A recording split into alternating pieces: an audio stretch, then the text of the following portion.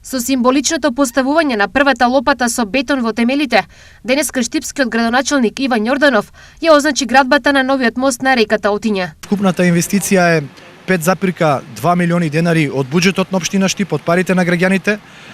Димензиите на новиот мост се 26 метри во должина и 7 метри во ширина. Ќе се овозможи, како што напоменав, двонасочен сообраќај на овој дел од градот, поврзување на левата и десната страна на река Отиња и поголема функционалност на сите кои што се учесници во сообраќајот, а повторно ќе кажам пред се на жителите на населбите кои што се протегаат на десната страна на река Отиња. Ова е само еден од повеќето проекти кои се градат во централното градско подрачје, потсети Јорданов. Продолжуваме во наредниот период, во наредните месеци со реализација на конзолите на река Отиња од практично овој потек од хотел Оаза до плоштадот Слобода.